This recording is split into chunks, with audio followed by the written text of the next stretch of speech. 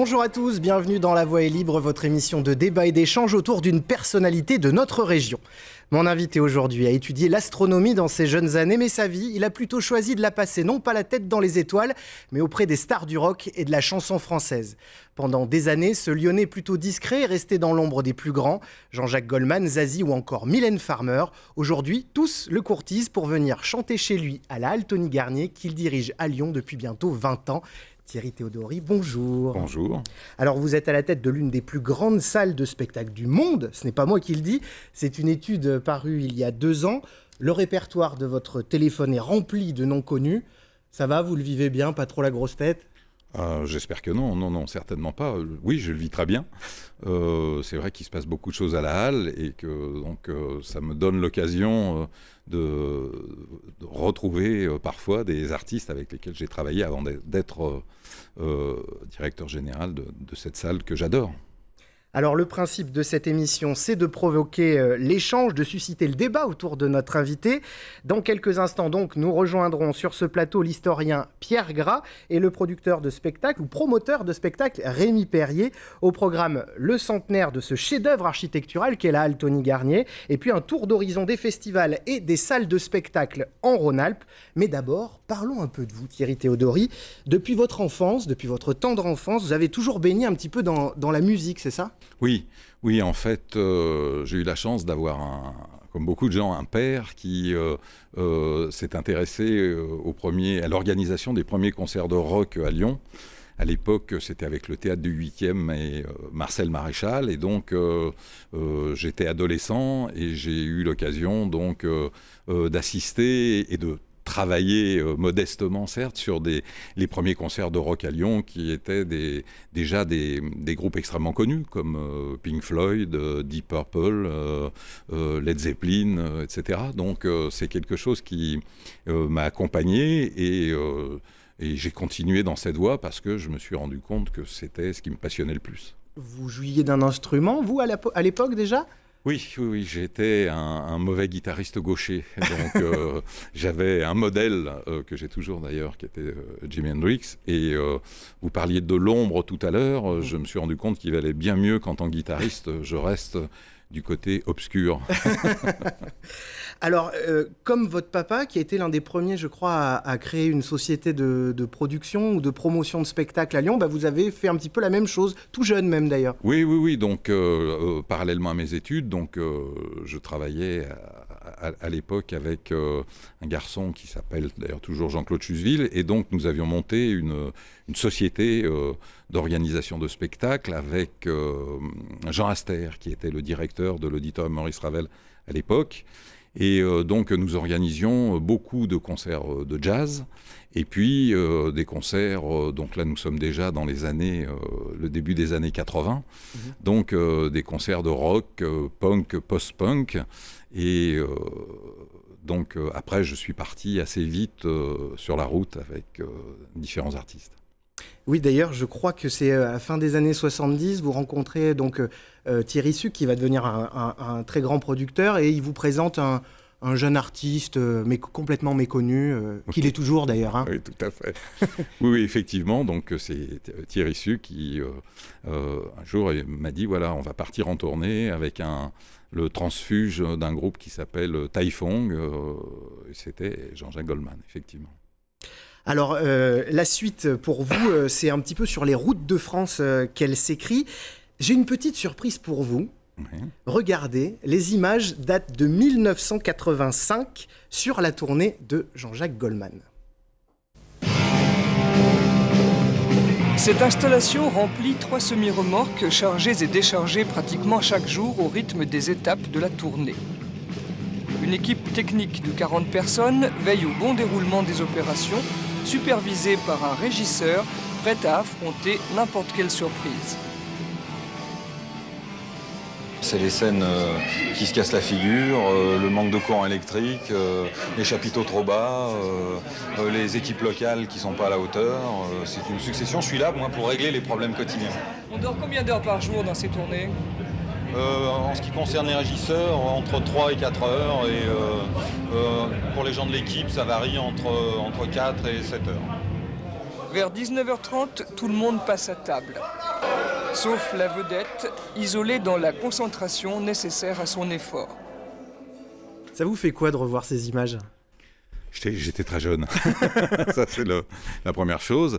Après, c'est étrange pour moi effectivement, de revoir tous ces gens qui, pour la plupart d'ailleurs, je fréquente encore, et d'entendre la voix de Cécile Philippe, qui était une amie de mes parents et qui était pour moi une personne qui m'était très chère. Donc, c'est extrêmement émouvant. C'était une époque où, effectivement, on était extrêmement fiers d'avoir 3 semi-remorques de matériel. Aujourd'hui, les grosses productions ont 30 semi-remorques de matériel. Alors, je le disais tout à l'heure, vous avez accompagné de nombreux artistes. Vous avez même été directeur de production sur les cérémonies d'ouverture et de clôture des JO d'Albertville. Absolument, oui. Donc, nous avions été appelés par le comité d'organisation des JO d'Albertville suite à un spectacle que nous avions donné à Paris avec Jean-Jacques Goldman à la CIPAL, qui était un site qu'on avait complètement aménagé. Et en fait, à l'époque, donc c'était le duo Barnier-Killy était venu nous rencontrer en disant: on a besoin de gens comme vous pour encadrer et faire l'interface en fait entre le COJO et la société de production qui était Téléma à l'époque, pour nous aider à mener ce projet à bien. Et c'était titanesque. Hein. C'était titanesque, ça a été un plaisir permanent. On a eu en plus une météo aussi bien à l'ouverture qu'à la clôture digne d'un mois de mai. Donc c'était idyllique, quoi. Et un grand souvenir avec ce qu'avait fait Philippe Découfflé, qui avait surpris tout le monde, quoi. La modernité était partout, donc ça a été un des grands moments de ma carrière, je dirais, Albertville. Alors, on l'a compris, vous avez passé beaucoup de temps sur les routes. Comment vous êtes arrivé à la halle Tony Garnier à la fin des années 90 ? Vous avez d'abord commencé comme directeur technique, et puis après, vous avez pris le poste que vous occupez encore aujourd'hui. Donc j'étais lyonnais, donc j'avais une fille à l'époque qui avait 6 ans, et il était question que je me stabilise un petit peu à Lyon. Donc j'avais fait un audit technique sur la halle Tony Garnier. Là, nous sommes en 80-95. Et le directeur de l'époque, Jean Vaucanson, m'avait proposé donc de rester comme directeur technique.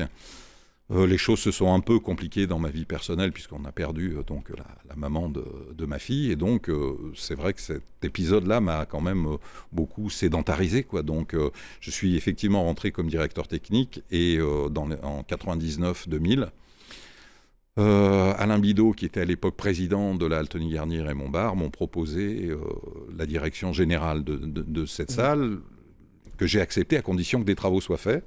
Et Raymond Barre, qui s'y était engagé, a fait ces travaux. Alors aujourd'hui, avec 850 000 spectateurs et plus de 130 événements par an, la halle Tony Garnier fait partie des 10 plus grandes arénas du monde. Pour un concert, par exemple, elle peut accueillir jusqu'à 17 000 personnes. Comment fait-on venir à la halle les plus grandes stars de la chanson ? La halle, grâce à sa capacité d'accueil, souffre-t-elle de la concurrence ? Pour en parler, nous accueillons un promoteur de spectacles de la région, Rémi Perrier. Bonjour, venez vous asseoir. Alors, vous vous connaissez très bien tous les deux, hein ? Vous travaillez ensemble. Un petit peu. Ça représente quoi la halle pour vous en tant que promoteur de spectacle ?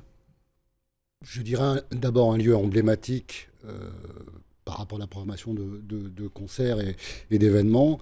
Un lieu pratique, c'est important de le dire aussi, parce qu'il y a, grâce aux équipes de la halle et toutes les mises en place qui se sont faites au fil du temps, il y a des facilités de travailler avec de grosses structures de spectacles, que ce soit en variété, en rock, ou en spectacles musicaux, etc., qui permettent de vraiment travailler dans des conditions optimales.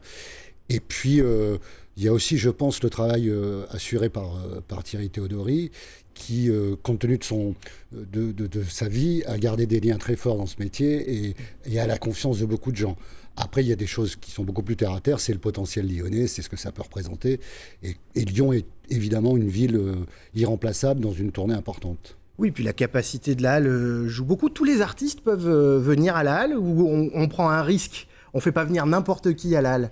On ne fait pas venir n'importe qui. De toute façon, il y a toujours une notion de risque. Il n'y a jamais rien d'acquis, sauf quelques spectacles dont on est à peu près sûr qui vont fédérer beaucoup de public, mais ce n'est pas toujours joué d'avance. Il nous arrive d'avoir des échecs à la halle. Ce n'est pas dû à la halle, c'est dû à un moment de carrière de tel ou tel artiste qui rencontre moins son public ou un public large. Alors c'est vrai qu'il y a des artistes qui ne viendront pas à la halle parce qu'ils n'ont pas la notoriété ou la fréquentation. Ils ont d'autres lieux d'expression, ce n'est pas un problème. Ça veut dire que vous faites venir qui à la halle, par exemple ? Prochainement, on fait venir Violetta. C'est Disney, ça. Ça, c'est Disney. Ça, c'est pour les enfants, mais ça, c'est du spectacle. Mais Ouais. en concert, qui a la carrure dans le métier pour venir à la halle ? Oh, il y a quand même pas mal d'artistes qui se produisent chez nous, donc on peut dire qu'il y a tout ce qu'on retrouve à Paris dans les programmations de type Zénith ou Bercy, peuvent a priori venir à la halle dans des jauges parfois légèrement inférieures à ce qu'ils font à Paris. Quand ils font 3 Bercy, ils font une halle par exemple, mais par exemple le prochain concert de Rémi, je crois que c'est Chaka Ponk, il me semble. Absolument. Donc ça va être... c'est un groupe, pour ceux qui ne les connaissent pas, français. Ouais. Et on va accueillir à peu près 10 000 personnes. Au moins, ouais, Au moins c'est 10 000 ça. personnes. Donc ça veut dire que la demande est quand même très forte, quoi. Alors à la halle, vous faites venir l'un comme l'autre des pointures de la chanson française, mais aussi internationale. Je cite Beyoncé, Rihanna, Peter Gabriel, les Red Hot Chili Peppers. Comment vous les faites venir à Lyon, ces gens-là ? C'est plutôt le travail de Rémi Perrier et des promoteurs. C'est-à-dire, nous, on a la capacité d'accueil pour des groupes De comme ce ceci. calibre-là, ouais. Après, bien entendu, il y a un échange, mais disons que la qualité première des promoteurs par rapport aux salles, c'est que ce sont eux qui les programment d'une certaine manière. Il faut rendre à César ce qui appartient à César. Vous les planifiez à l'avance, ces artistes, hein ? Évidemment, notamment les artistes anglo-saxons qui forcément travaillent sur toute la planète bleue, d'autant que certains territoires se sont ouverts depuis quelques années, Europe centrale, etc. Donc très en amont, on connaît déjà des périodes ou au moins le projet de la tournée. Ensuite, ça s'affine et puis arrive l'instant essentiel de l'annonce et de la commercialisation. Donc on est en réseau, j'allais dire, avec les producteurs générateurs de ces groupes anglo-saxons rockstar et on anticipe les choses. Ça coûte cher d'aller à la halle ? Non, c'est les prix du marché, c'est un système de pourcentage avec un minimum garanti et les frais annexes, bien évidemment, qui accompagnent l'installation d'une structure importante à chaque fois, parce que quand on va à la halle, c'est rarement avec 2 ampoules et un crayon, il y a un peu de matériel. Donc non, c'est les prix du marché, c'est tout à fait... C'est quel ordre ? En fait, les minimums garantis ne sont pas très importants, et donc nous percevons entre 11,5 et 12,5% de la recette. Donc aujourd'hui, on peut dire que raisonnablement, tous les zéniths sont plutôt même un peu en dessus en termes de pourcentage. Oui. Ce qui est un peu plus cher à la halle, c'est que à 50 € le billet, oui, multiplié par 17 000, c'est pas mal bien comme sûr, pourcentage. Non, mais tout à fait, mais nous plaignons pas une seconde. Après, ce qu'il faut dire aussi à charge de la halle, c'est que c'est quand même un très grand lieu, c'est 2 hectares et demi de site, que donc il est très difficile de faire à la halle des concerts à vraiment petit budget, parce que on met en œuvre, même quand nous accueillons que 3000 personnes, quand même des grosses équipes par rapport à un cahier des charges de sécurité qui est incontournable. Donc la halle est quand même destinée à des jauges importantes. Vous qui êtes au contact des artistes, qu'est-ce qui les persuade de venir à la halle ? C'est pas que la jauge ? Non, c'est pas que la jauge, c'est encore une fois Lyon, parce qu'il ne faut jamais oublier le potentiel et ce que représente cette ville. Elle est au cœur d'une région. Tout le quart sud-est. Tout le quart sud-est. Donc c'est d'abord la ville, et puis effectivement, pour pas mal d'artistes qui sont déjà passés à la halle notamment, ou qui en ont entendu parler, c'est, j'allais dire, ça les sécurise, parce qu'ils savent qu'ils sont dans un environnement technique et donc artistique, puisque tout ça est lié, qui est idéal pour pouvoir donner des concerts de qualité. Il n'y a pas de... point faible à la halle ? On a souvent parlé de son acoustique. Ça a été résolu ? Ça, ce n'en est pas. Hein. C'est-à-dire, il y a certainement des points faibles. Il y a des gens qui... Il y a certainement des points faibles. C'est une salle très longue et pas très très large. Je pense que la jauge 17 000 que nous évitons tous ensemble le plus souvent possible est une jauge difficile pour le public. Nous en sommes parfaitement conscients. Oui, il y a 200 mètres qui séparent l'artiste de celui qui est au plus haut des gradins. C'est pour ça que nous travaillons donc en collaboration totale avec les promoteurs, et qu'aujourd'hui, on peut dire que même pour les très grosses jauges du type Katy Perry bientôt, par exemple, on limite la jauge à 14 000, ou avec des artistes comme Johnny Hallyday ou Mylène Farmer, volontairement, on travaille dans une jauge un peu plus réduite que ce qu'on pourrait faire pour respecter la qualité du spectacle. Rémi Perrier, vous êtes donc promoteur de spectacle, mais vous avez une autre casquette, celle d'organisateur de festival avec Musilac à Aix-les-Bains. Absolument. Du coup, vous entrez en concurrence avec la Halle, vous piquez des artistes qui pourraient potentiellement aller à la Halle et qui iraient chez vous? Non, il ne me donne pas certains artistes qu'on aurait pu faire à il la fait de la Halle, rétention. et il les garde pour Musilac Sans au mieux. vouloir faire de langue de bois, vraiment sincèrement. Il y a d'abord des tournées, des concerts qui sont calibrés pour faire des salles, ce qu'on appelle de l'indoor dans notre jargon, où on parle beaucoup trop anglais. Donc c'est la Halle qui est visitée. Et puis ensuite, il y a d'autres projets qui sont estivaux et qui correspondent au festival. Ça, c'est la première des choses. Après, il y a des logiques implacables. Si on fait Lenny Kravitz le 15 juin à la Halle, on ne va pas le faire passer à Musilac 3 semaines plus tard. Ça serait idiot pour le public, pour l'artiste, et pour l'aspect commercial et le succès du festival ou du concert de la Halle qui se marcherait sur les pieds. Donc moi, je ne vois pas de concurrence. Il y a peut-être quelques rares moments où quand des tournées pourraient faire la Halle début juillet, elles atterrissent en festival et peut-être chez nous, mais j'ai même pas un exemple en tête à vous citer. Vous souffrez? Est-ce que la Halle souffre de concurrence? Parce qu'après tout, on peut se dire, avec une capacité comme celle qu'elle a, après tout... Personne ne peut lutter contre. De concurrence locale, assez peu, effectivement. Donc, il nous arrive parfois d'avoir des spectacles qui pourraient, par exemple, venir à la Halle et qui vont aux Nuits de Fourvière, par exemple. Donc ça, c'est une concurrence, on va dire, à la marge. Après, la vraie concurrence aujourd'hui, elle est que les artistes qui remplissent ce type de salle font beaucoup, je parle surtout des anglo-saxons, font beaucoup moins de dates que quand ils étaient beaucoup plus jeunes. Et donc, dans les choix, on se retrouve aujourd'hui avec des artistes qui font que les capitales. Et qui vont à Bercy, par exemple, qui font 2 Bercy ou 3, et qui, plutôt que de faire une date en province, puisque l'alternative est simple, l'alternative à Bercy, c'est là le Tony Garnier et un petit peu Montpellier, je ne pense pas qu'il y en ait d'autres en termes de capacité, l'Arena de Montpellier. Et donc, pour le moment, je dirais que la concurrence est là-dessus, sur le fait que les groupes anglo-saxons les plus importants font 2 ou 3 dates par semaine quand ils sont sur la route, alors qu'à une époque, ils en faisaient 5. Donc forcément, il faut démarcher, il faut travailler avec les promoteurs, et puis leur dire, nous sommes là, nous souhaitons accueillir tel ou tel groupe à la Halle. Merci beaucoup Rémi Perrier d'être venu. Prochain concert à la Halle pour vous? C'est donc Chaka Ponk, fin octobre, j'ai plus la date, puis ensuite on a Lenny Kravitz, et puis j'en parlais tout à l'heure, Violetta, entre autres. Merci beaucoup en tout cas d'être venu sur ce plateau. Merci. Je vous le disais en début d'émission, la Halle Tony Garnier fête cette année ses 100 ans. Avant de parler histoire et architecture avec notre prochain invité, petit résumé en images, un clip signé par une jeune société lyonnaise, La Brèche. Regardez, c'est très bien. C'est par une belle journée de printemps de l'an de grâce 1905 que le président Édouard Herriot, alors maire de Lyon, décide, bien inspiré, de confier les plans des futurs abattoirs et du marché aux bestiaux au sieur architecte et urbaniste lyonnais Tony Garnier. Érigé en 1914, le bâtiment servira d'abord l'effort de guerre pour ce qui devait être la terre des Dères, avant de retourner à la vie civile en 1928 et d'y accueillir ses premiers bestiaux. Mais en 1974, une année bercée par le mandat de Valéry Giscard d'Estaing, la Halle sombre dans les méandres de l'oubli et ne devra compter que sur l'opiniâtreté de quelques irréductibles pour être conservée. En partie préservée, c'est en 1988 que la ville de Lyon, heureux propriétaire des lieux, décide de la réhabiliter pour offrir aux Lyonnais en liesse un espace à la hauteur de leurs envies. Des envies qui naviguent entre expositions monumentales et concerts inoubliables, fortes de ses 17 000 mètres carrés. De Rihanna à Metallica, en passant par Paul McCartney et Stromae, avec plus de 1100 spectacles en 26 ans, l'édifice fête aujourd'hui ses 100 printemps. Pierre Gras, bonjour. Vous êtes historien, journaliste, enseignant en architecture. Vous avez écrit un ouvrage dédié à Tony Garnier, le créateur de cette halle.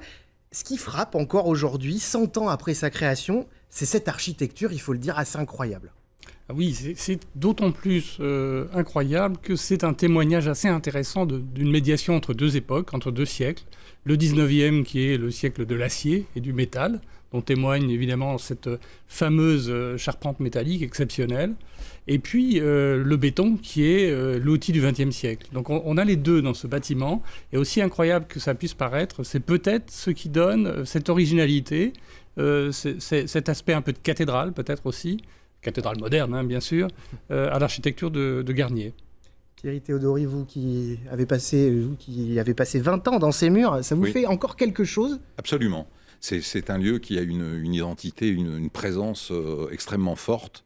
Nous avons la chance en plus d'avoir un système de désoccultation qui fait que dans la journée, on travaille à la lumière du jour et il y a une ambiance extrêmement particulière et c'est un lieu qui réellement les artistes, les techniciens, tout le personnel qui travaille sur les spectacles, souvent reviennent vers moi en disant c'est quand même magique ce qui se passe ici, quoi. Donc on sent le génie de Tony Garnier tous les jours. C'est les Red Hot Chili Peppers, hein, c'est ça, qui sont fans absolus. Le concert des Red Hot, le lendemain sur leur site, eux-mêmes disaient que c'était la plus belle salle du monde. Donc, mais effectivement, je pense que on le constate aussi pour le festival du cinéma, le festival Lumière de Thierry Frémaux, les artistes les plus prestigieux sont ébahis quand ils arrivent sous la halle. Alors, cette halle, c'est quand même tout ce qui reste des abattoirs de la Mouche qui étaient assez gigantesques. Alors c'est une énorme commande qui est confiée en 1905-1906 par Édouard Herriot, qui était jeune maire de Lyon à l'époque, à Tony Garnier. C'est l'un des 4 grands chantiers qu'il lui confie avec le stade de Gerland, l'hôpital qui portera son nom, l'hôpital Édouard Herriot, et le quartier des États-Unis. Donc c'est une opération très importante, 25 hectares de ce que Tony Garnier qualifiera de cité de la viande, avec un système très original de pavillons. On n'avait jamais vraiment réalisé des abattoirs de ce type, à part en Allemagne, reliés par des monorails qui transportaient les animaux.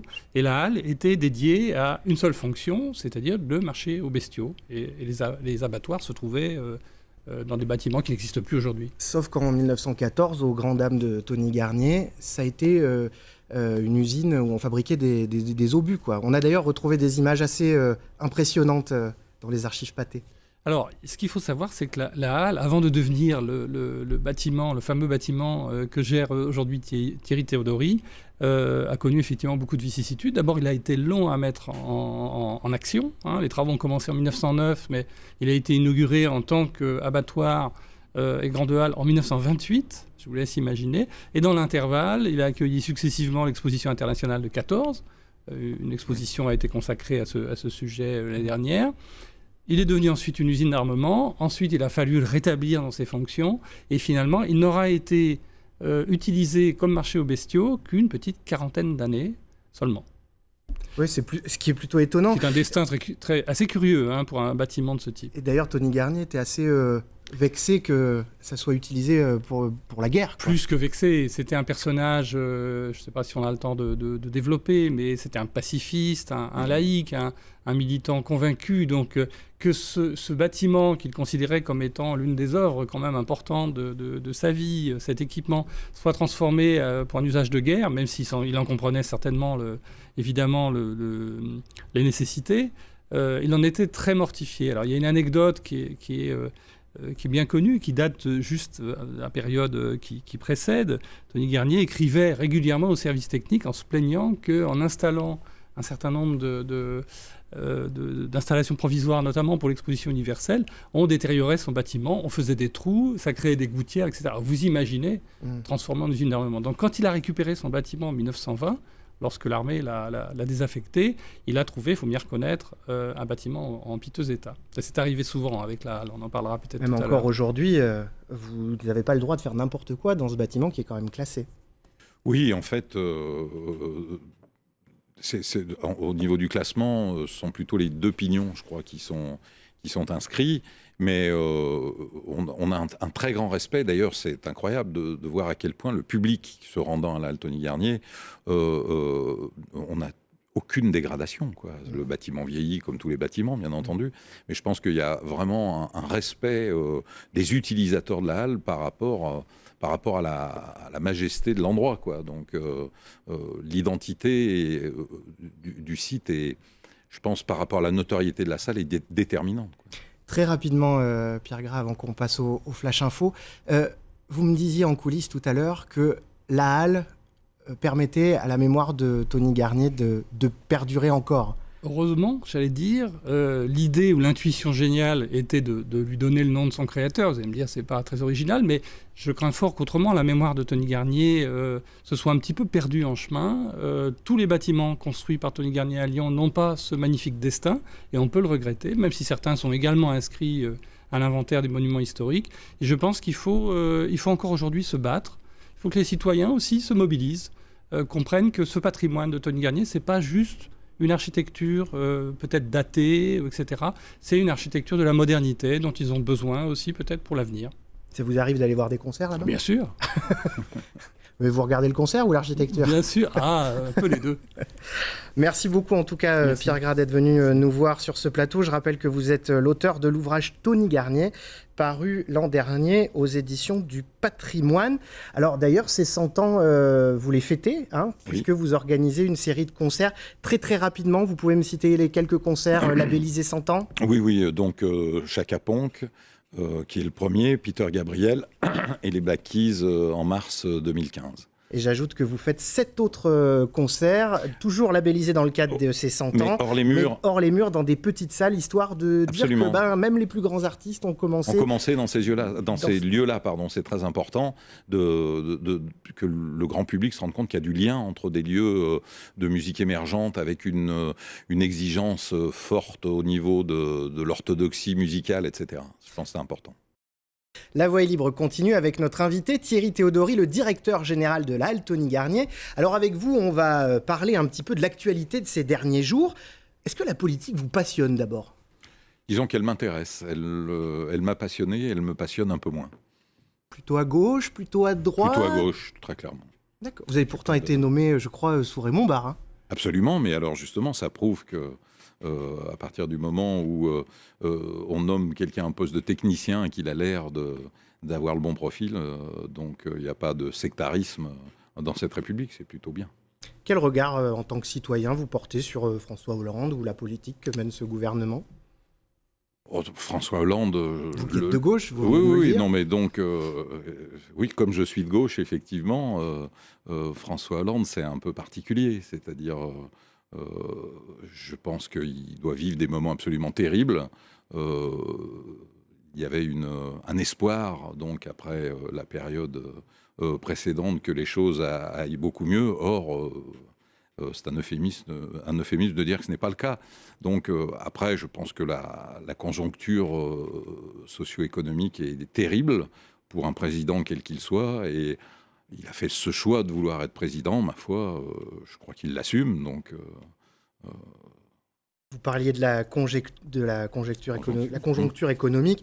Mercredi, Michel Sapin, le ministre des Finances et des Comptes publics, a présenté le budget de l'année 2015. Écoutez. Ce projet de loi de finances pour 2015 est dans la droite ligne des engagements qui ont été pris au printemps, qui sont respectés tant sur les mesures de maîtrise des dépenses que sur les mesures destinées à permettre à notre pays de retrouver plus de croissance, il en a besoin, plus d'emplois, c'est un impératif, avec le pacte de responsabilité et de solidarité. Alors parmi les annonces, moins 3,7 milliards d'euros pour les collectivités locales. Le monde culturel a du souci à se faire ? Déjà, je pense que le monde dans son ensemble se fait du souci. Donc voilà, après, je pense que le monde culturel, on va vers une raréfaction de l'argent public disponible. Ça peut être aussi le moment de réfléchir pour trouver des modes de fonctionnement croisés avec le privé. Et il va falloir être inventif. Je pense que le bon usage de l'argent public doit toujours aller dans le sens de la culture, de l'émergence, de l'exigence. Et puis, je pense qu'il faut que des métiers comme les nôtres, par exemple, donc, sont des métiers dans lesquels actuellement, il y a de l'argent public, comme certains festivals, entre autres. Je pense qu'il va falloir peut-être que nous remettions en cause pour faire en sorte de s'en passer. La Halle n'est pas subventionnée, je le précise très clairement. C'est-à-dire la Halle est un EPIC, qui est un établissement public industriel et commercial. Je ne suis pas nous ne dépensons pas d'argent public, nous collectons de l'argent public. Comment ça marche ? En fait, nous payons un loyer donc au Trésor public, un loyer qui est indexé sur les résultats de la Halle, sachant que comme c'est un établissement public, la marge restante reste à l'établissement pour de l'investissement, des choses comme ça. Et vos salaires ? Et les salaires, bien entendu. Mais nous sommes générateurs d'argent public, nous ne sommes pas consommateurs d'argent public. Nous ne sommes pas subventionnés. Tous les zéniths sont subventionnés. Ce n'est pas le cas de la Halle. Et je crois même que vous rendez entre 100 et 150 000 euros à la ville, c'est ça ? On va parler des mauvaises années. Les bonnes années, c'est beaucoup plus que ça. Ah. Alors, autre sujet brûlant qui concerne là encore la culture, la réforme du statut des intermittents du spectacle. Mercredi, c'était la nouvelle journée de mobilisation nationale. Vous avez été intermittent ? Très peu. Très peu. J'ai eu la chance, au début de ce statut, de passer d'une tournée à l'autre. Et donc, je pense avoir perçu quelques semaines d'argent correspondant à des périodes de vide donc, et de chômage. Après, je pense que l'intermittence, il y a énormément de fantasmes autour de ça. Les intermittents du spectacle, il faut dire ici que c'est indispensable au fonctionnement de notre industrie, que c'est aussi une forme de subvention pour les petites structures, les compagnies théâtrales, etc. Et que on attend maintenant le résultat de l'étude qui a été faite et de la réforme. Mais pour vous, faut on n'est plus du tout à l'époque où on pensait et réellement, même certains artistes extrêmement connus percevaient des émoluments conséquents au niveau des intermittents. C'est fini, ça. Aujourd'hui, on peut dire que vous êtes devenu un patron. Vous devriez être pour la réforme du statut intermittent, non ? Ah non, mais je ne suis pas contre, parce que d'abord, le texte n'est pas sorti. Donc voilà. Après, je pense que c'est pas du tout. Je pense que tous les producteurs sont d'accord pour soutenir aussi un statut d'intermittence qui soit. C'est une réalité. Mais il y a aussi un peu d'abus du côté des employeurs. Il y a eu des abus, mais je pense qu'il y a plein d'autres secteurs dans lesquels il y a des abus et c'est beaucoup moins vendeur, donc on en parle moins. Mais je pense que si on regarde de près, si la Cour des comptes détaille les abus qu'il peut y avoir au niveau des caisses de sécurité sociale, de l'URSSAF ou autre, on va se rendre compte que l'intermittence c'est quand même quelque chose d'assez spectaculaire. Donc on aime en parler. Alors, autre sujet d'actualité, dans l'agglomération lyonnaise, le grand stade de l'OL sort de terre petit à petit à Dessines, un projet qui n'en finit pas de susciter des polémiques. Cette semaine encore, la Confédération paysanne a manifesté son soutien à Philippe Laya, un agriculteur dont le terrain va être traversé par des voies d'accès au grand stade. Regardez. Le portail, il l'a pris, il aurait pu le poser. Il a bien écrasé, comme ça, il a bien tapé. C'est du vandalisme. Ça me donne la nausée, ça me donne envie de vomir. Et j'ai envie de tout plaquer, de tout vendre et de me sauver de la France.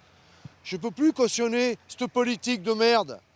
Le préfet qui donne des ordres à des flics pour aller chez vous, pour voler votre bien. C'est scandaleux, c'est honteux. Je vous dis, j'ai honte. Vous aviez entendu parler de Philippe Laya, une réaction à... Là, quand on voit cet homme, effectivement, c'est pathétique ce qui se passe. Après, je pense que malheureusement, face à des projets aussi importants, parfois c'est se battre un petit peu contre des moulins. C'est le supporter de l'OL qui parle là ? Non, je pense qu'il faut... il faut soutenir des grands projets, surtout en ce moment. C'est aussi, quand on voit les images du chantier, un générateur d'emploi. C'est aussi un générateur de développement pour notre cité, pour la région. Donc, il faut sortir un petit peu des guerres de clochers. Vous parliez tout à l'heure de la concurrence. Est-ce que les concerts au stade pourraient faire concurrence à des concerts à la Halle ? Le grand stade de l'OL pourrait accueillir des grands artistes, je pense des gros plus, concerts. Je l'espère pour eux, parce que je pense qu'un outil comme celui-ci doit être utilisé au maximum. Après, c'est toujours difficile, au vu des images, de désespoir de cet homme, de lui dire que malheureusement, c'est vrai qu'il faut que ce stade se fasse maintenant. Donc c'est un peu illusoire de penser qu'un chantier comme ça pourrait s'arrêter. Et une fois de plus, je dis que à partir du moment où l'Olympique Lyonnais accueillera une grande équipe dans un stade comme celui-ci, je ne suis pas un spécialiste du tout du football, mais j'irai voir des matchs là-bas, bien sûr. Pas fan de l'OL Pourtant, vous êtes voisin avec la Halle, là, vous êtes voisin. Non, mais en fait, quand je dis pas fan, c'est-à-dire, j'ai pas une grande culture footballistique, donc sur un quiz, je serais très mauvais. Et très souvent, les matchs ont lieu pendant que nous avons des spectacles à la Halle, donc je vais peu au football. Je m'y intéresse, je m'intéresse aussi au rugby, donc il y a le Loup aussi, donc à Lyon, et je pense que ce projet de stade, maintenant, il est temps qu'il arrive au bout, quoi. Une dernière image à présent qui date un peu, c'était il y a 3 semaines, le 14 septembre dernier, l'ouverture de la chasse. Identifier le gibier avant de tirer, ne pas se déplacer de son poste, ne pas tirer est aussi un acte de chasse responsable. On est obligé d'évoluer par rapport à la société évolue, le comportement du chasseur doit évoluer, doit suivre, et on doit montrer une autre image que ce qu'on avait peut-être à une époque, c'est vrai, il faut corriger le tir. La chasse au grand gibier, je crois, est l'une de vos passions depuis longtemps. Absolument. C'est bizarre, c'est une passion qui semble très éloignée du milieu artistique dans lequel vous gravitez. Oui, donc c'est pour ça que c'est quelque chose qui m'est extrêmement cher. C'est un tel changement pour moi entre mon quotidien professionnel et de me retrouver quelques heures après dans la nature, en forêt, avec des préoccupations qui sont extrêmement éloignées. En plus, je pense qu'il y a beaucoup de travail aussi à faire dans le monde de la chasse.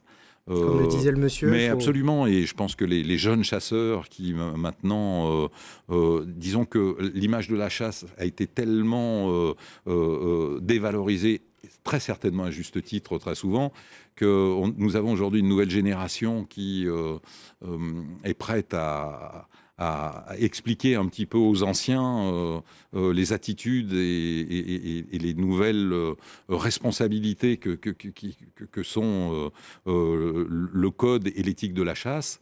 Et c'est une passion, effectivement, et je pense que je suis pour une chasse écologiquement responsable. C'est pas du tout... Il n'y a pas de langue de bois là-dedans. Je pense que les vrais écologistes et les vrais chasseurs sont très très proches.